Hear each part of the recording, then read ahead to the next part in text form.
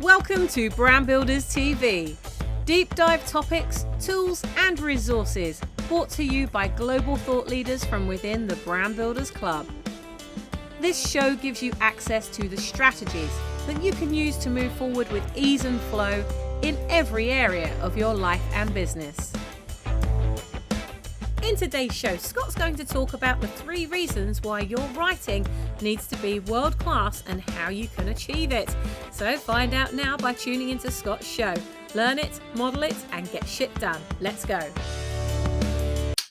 Hi folks, by my reckoning it's midday, 12 o'clock, noon, at least in UK time. So here we go. Hope you're well. I'm Scott Keys, the writing guy, helping professionals, entrepreneurs and business owners to find their voice, to write human and get the results they want from the words that they write. And that includes, but is not limited to, doubling their tender win rate. What does that mean, find your voice? It's a slightly kind of elusive phrase, and maybe the best way of illustrating what I mean by it is to tell you a story. We all love stories. It was the 5th of September last year, so obviously, you know, it's a date that has stuck in my mind. And I was running a workshop, obviously pre-lockdown, September last year, running a workshop with 12 MBA graduates for a client of mine, a big consulting firm. Excuse me, and so they're all young people, and I'd taken them through my rhetorical techniques in the morning, and in the afternoon I set them an exercise rather, which was to write something more personal than they might be used to writing, whether it was a blog or an article or a CV or whatever. And there was one particular delegate or attendee called Lucy, and Lucy and I had a bit of banter beforehand, and she was really engaged during the morning, and she was just a lovely person. And I suppose you'd say that we were in rapport with each other. And about halfway through the exercise, or quarter way and whatever, she came up to me with something that she'd written. A lot of them were doing it by hand, interestingly. And she said, "Oh, Scott, I just, you know, this is really crap to use, to actually quote verbatim." And it was a blog post that she'd written, and I read it through, and I said, "Lucy, I have to agree with you. It's probably not your best work." And we had a laugh about it. I'm not so direct with people because people are understandably sensitive about their writing. But as I said earlier, we were in rapport. We'd had a laugh, and so we had a laugh again about this. And I said, I turned to her and I said, "Well, Lucy, you know, what are you really trying to say?" And she paused for a moment, and then she said, "Well, Scott, what I really mean is da da da da da." And it was just beautifully clear and interesting and engaging and very Lucy. And I said, "Lucy, write that. That's your first draft." And she did. She followed the instruction, and she turned in a really brilliant piece of writing that was personal and interesting and engaging and sounded like her. That's really important. So, you know, reading her words, I could hear Lucy coming through the words. I mean, you know, that's incredibly powerful. And I reflected on this, and it just kind of hit me like a freight train in the night. That what I do and what I have done for the last 16 years is I help people find their voice, because I got her to vocalize what she was trying to say. And as I said, she came up with this beautifully, eloquent stuff, and that was her first draft. And then that got, and I realized that that's what I've been doing for really ever since I've been running my own business, Right for Results. Is helping people find their voice, because when we find our voice, we tap into something very deep within ourselves. And this got me thinking about, what does that really mean? What's really happening? So there was a liberation going on. I mean, I don't want to over-egg it. This doesn't happen every workshop, believe me. But there have been some instances where people have left my writing workshop, different from when they came in, different energetically, in terms of obviously in terms of their writing, but there's more than that, personally and energetically different. And so it got me thinking about this thing about voice. And I realized that I just put things together. In fact, that evening, I remember going to a drinks party, and it was like I couldn't stop sharing this with people. I probably became a bloody party bore. But what I realized is there's a triangular relationship between voice, breath, and spirit. So obviously, breath is the fuel of the voice. Without breath, we have no voice. And the word spirit comes from the Latin spiritus, which just means breath. So actually, when we find our voice and when we vocalize, what we're trying to say and what's inside us, when we externalize what's inside us, then I think we connect with our spirit. And when that comes through the written word, that's immensely powerful. It's liberating, it's engaging, it's powerful, it's meaningful, and it can shift people energetically. So, one of the reasons why I think why writing matters is that it can actually, it can help us develop as people. Because by focusing not only on ourselves, but also on the reader, and connecting with the reader through our words, we are developing our own empathy muscle, if you like. I do believe that empathy is a muscle, maybe a neurological muscle in the brain. But that's why I think, of course, I would say this, wouldn't I? Because I do this for a living. But I do believe that writing and the ability to write and communicate with others through the written word is a life skill, and one that we never stop developing. I know certainly in my own case, I mean, I was, last year, I was on Thomas and Penny Power's Mastermind, and there's a guy on there called Nick Warren, I kind of fancy myself as a really good writer. I know I am a good writer. I've written a couple of books, Winner Takes All, Rhetorica. I'll talk more about those in a minute. And I know I write well, but Nick Warren's writing made me realize I've still got a lot to learn. And that was really deeply humbling. And so, it's a lifelong thing. So where does that take us with voice? What that means is that it's very important to vocalize. So coming down a few steps from the kind of a spiritual aspect of writing, which I'll come back to in a minute.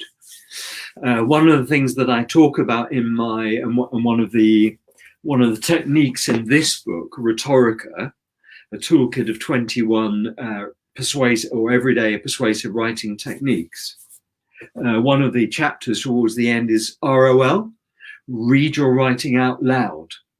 Because by vocalizing what we're trying to say and reading out what we have written is a great way of gaining some distance on it and assessing the tone of voice of our writing.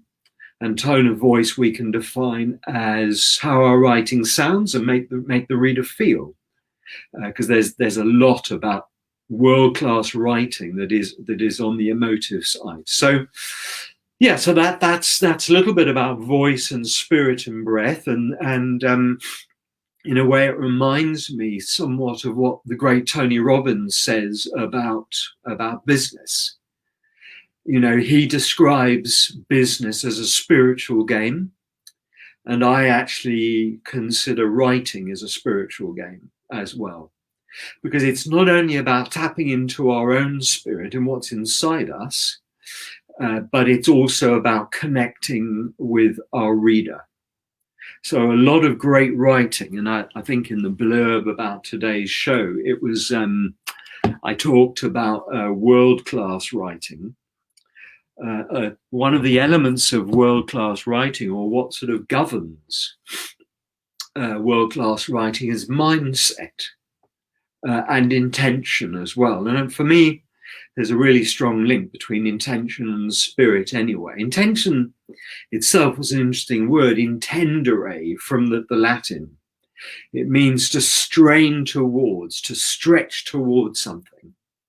So, in writing terms, we're stretching towards the reader. We're trying to change something about them, or change their behavior, change their mind, change their heart. So mindset and intention are very important for me.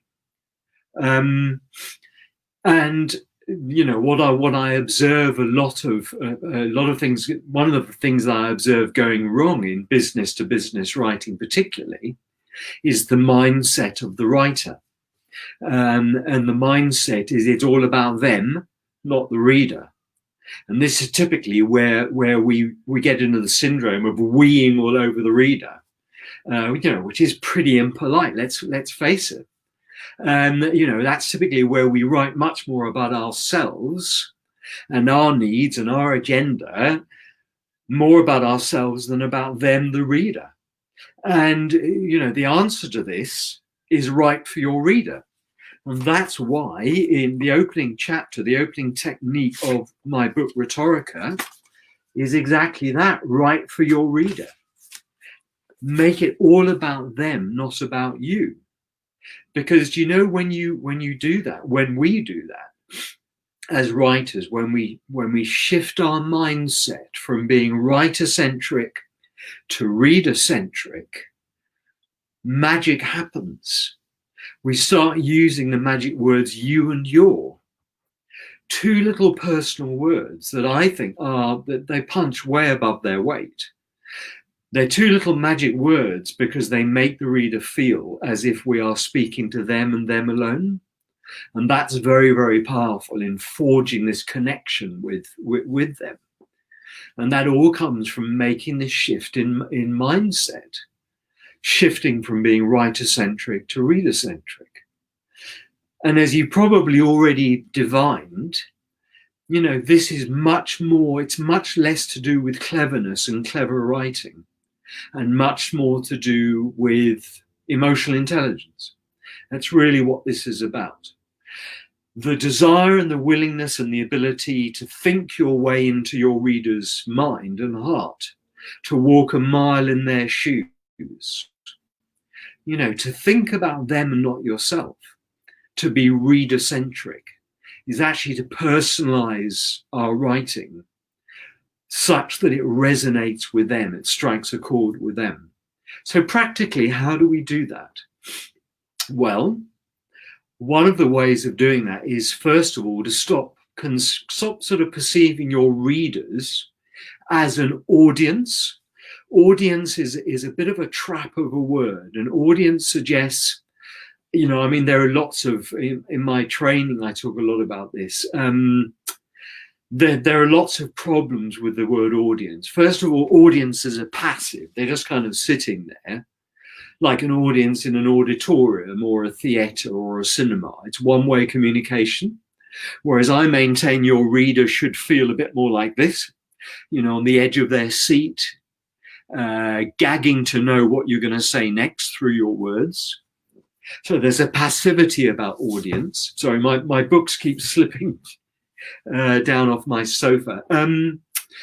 And the other problem with audience, so there's passivity. The other problem with audience is, and this is a really big one, is an audience suggests that you're throwing all your readers into the same bucket, really assuming that they're all the same. And of course, they're not. We know, as well as I do, that all our readers are individual, particular, different, unique individuals with their own, they bring to your writing their own particular needs, agenda, preoccupations, unconscious biases, cultural biases, upbringing, intellectual standing.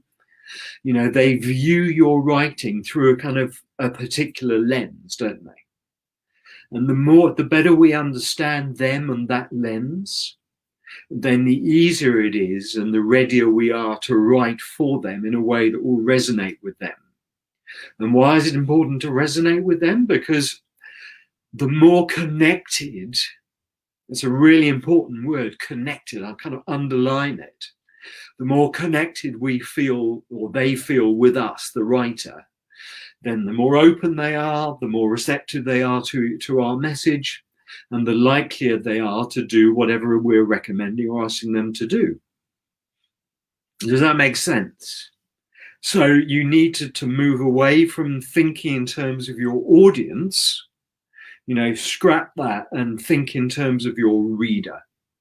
Even if you're writing for dozens, hundreds, or thousands of people, the great David Ogilvy, founder of Ogilvy and Mather Advertising Agency, once said, "Do not address your readers as if they were gathered together in a stadium. When your readers read your words, they are alone." And that's really important to remember that.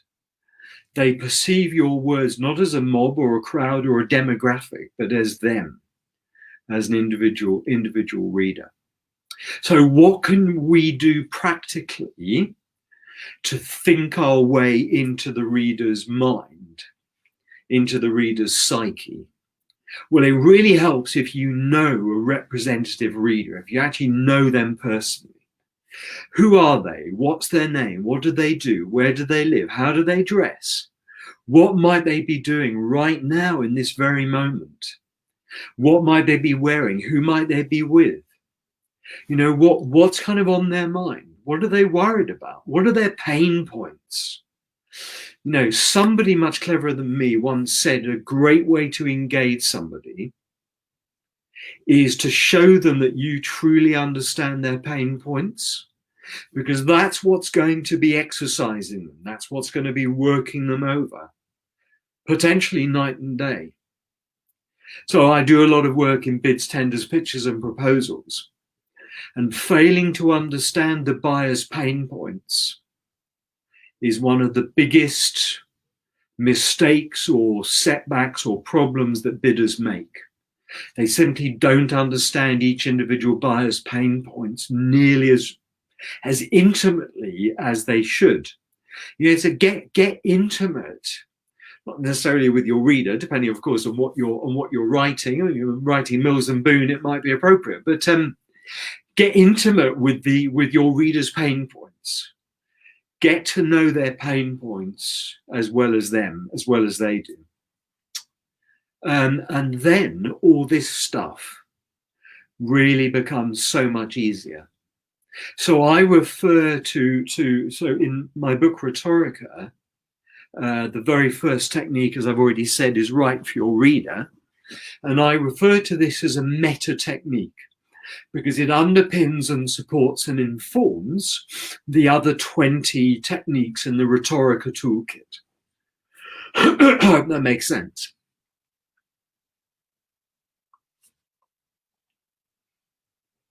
So that's what I mean by being reader-centric. And that's a very simple way, sort of have an imaginary conversation with your reader, if you like. Sorry, I have to be honest, I don't know why talking about writing and voice and spirit gets me emotional, but I am feeling a bit emotional. Sorry about that. I do this stuff does really excite me, and yeah, I know. I guess it touches something deep inside me. Anyway, I'll get over it. So have an imaginary conversation with your reader as a way of getting sort of under their skin. What else can you do? So just looking at my notes here, and a couple of things I wanted to talk about was, and this is all really along the lines of world-class writing, and it's to do with mindset again as well, is when you're in planning mode, being very clear about the difference between purpose and message. So message for me is the writer-centric perspective. So, when we're thinking about what's my message, what message do I want to give to the reader? What do I want to convey to them? It's all about my needs and me, and that's writer-centric. Purpose, nailing your objective or your purpose, is subtly different. And that's really about what dimensions or aspects of your reader's behavior do you want to change? And I'd like to share with you something that I hope will be of value to you, which is an acronym. It's a 3-letter acronym. After all, what training course would not be complete without a TLA? But you'll forgive me one at least. And the acronym is FFA, Facts, Feelings, Action.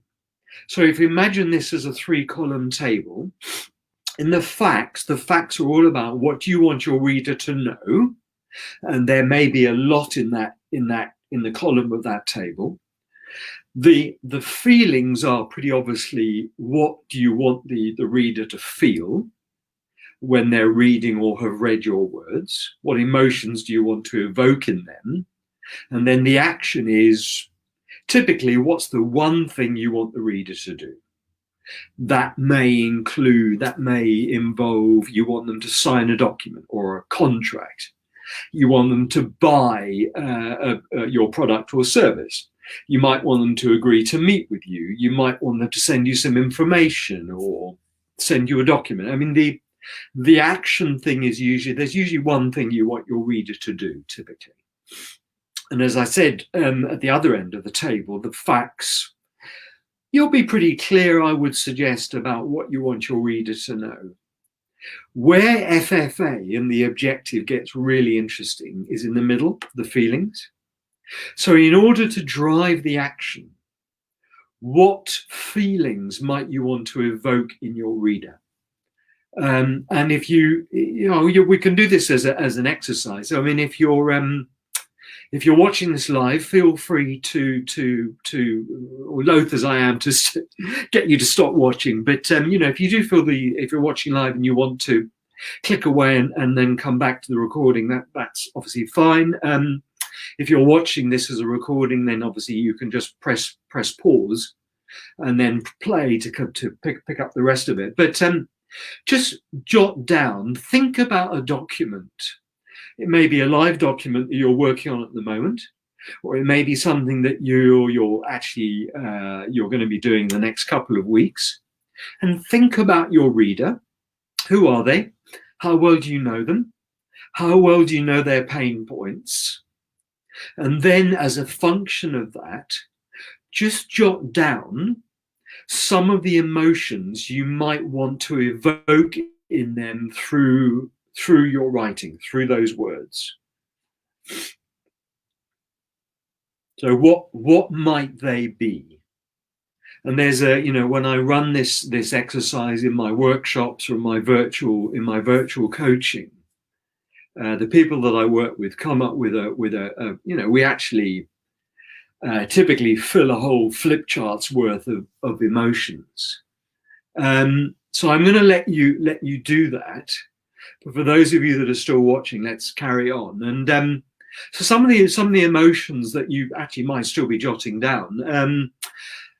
There are some really big ones, and in no particular order, they are things like fear, greed, desire, motivation, anger, excitement, patriotism, possibly. Confidence, trust. Those are some of the big ones that typically come up. So let's just unpick a couple of those. The first one I think I mentioned was fear. You only need to look around you. Sadly, the world we're living in is just dripping with fear at the moment. So what might your reader be scared of or worried about or concerned by? They may well legitimately be scared of losing their job, or when furlough ends at the end of this month, what's going to happen to them or their livelihood. They may be scared for their family. They may be scared about catching the virus. They may be scared just about the sheer uncertainty. You know, the list of things that your readers may be worried about or afraid of is potentially endless, really. Desire is wanting. On the other hand, what might your readers want? What do they want? They might actually want greater certainty, less anxiety. They might want something material. They might want a new house. They might want to stop renting and buy a place of their own. They might want to know how to improve their meditation technique. They might want to partner. You know, again, the list of things that they desire or want is endless. The big one of the big ones for me in B2B writing, in kind of world-class writing, whatever that means, is excitement. You know, a lot of business writing is pretty dull. It's really dull. And part of the reason for that is precisely because, as I was saying earlier, the writing is writer-centric, not reader-centric. It's weeing all over the reader. One of the best ways of exciting your reader is not only to write about them and their needs, but to give them solutions, to give them stuff that will help them improve their lives, give them the outcomes they're looking for. And I sort of classify all that under the umbrella term of the B word. The B word is benefits. The benefits are basically the positive outcomes, the desired outputs, the improved conditions that your reader wants. And of course, you won't know that until and unless you get to know your reader. So the content, you know, people often struggle to come up with great content. The type of content, if in doubt, that you need to major on and just go to town on is benefits. What are the benefits of your product or service to the reader? How is it going to improve them or their lives or their partner's lives? There are three ways, and one of the biggest mistakes is converting features into benefits. So features are typically what our product or service does. A benefit is what the reader or the recipient gets as a result of that. So that it's like the sort of scales of justice, you know. Products and service is about, you know, features are about what your product or service does. Benefits are about what your reader gets as a result of that. So do and get are two very important words. Major on the get rather than the do. If you are going to talk about the do, then relate it always back to a phrase that I use, which I use a lot in my writing, is here are all the features, Mr. and Mrs. Reader, here are the features of my product or service. What that means for you is, and here are the benefits. Ta-da! It's a very, very simple device. Another way of the sort of conversion device is to say which means that or which allows you to, and then by completing that, you describe the benefits to the reader. So I'm just aware of time. We've got 2 more minutes. I just want to read. I want to kind of. So I hope that's been useful in terms of giving you some really. You know, we've gone a bit spiritual. I've given you a couple of hopefully useful devices. I want to read you something from this wonderful book, A History of the World in 100 Objects. It's just beautiful. And it was a series on Radio 4, and it was put together by Neil McGregor, who used to run the British Museum. And I just want to leave you with, it's really just a couple of sentences. In fact, it's one sentence. And for me, it kind of, it sums up a lot of what I'm about and my mission, which is to sort of infuse people about this wonderful language of ours and to use it with grace and power and impact, and to get people to fall back in love with the English language. But I'll read to you what the great Neil McGregor says. Of all mankind's great advances, the development of writing is surely the giant. It could be argued that it has had more impact on the evolution of human society than any other single invention. And on that note, I wish you the best of luck with your writing. I hope you found that interesting. And I do see this as a journey that you and I are on together. Hopefully, well, at least until Christmas and maybe even beyond. But for now, I'll see you hopefully same time, same day of the week, next Wednesday, noon, midday, UK time. See you then. Thanks for watching. I hope that you've enjoyed the show today as much as we've enjoyed making it for you. If you've got anything out of this episode, please do tell someone else how they can subscribe to the Brand Builders TV channel at youtube.com/brandbuilderstv. Why not join us at our next Brand Builders Thinkubator, a global mastermind that we run every week to take away the loneliness of being in business on your own. For more information and to book your place, visit light.brandbuilders.club/Thinkubator. That's light.brandbuilders.club/Thinkubator. Until next time, be the ripple that you wish to see in the world, and we'll see you soon.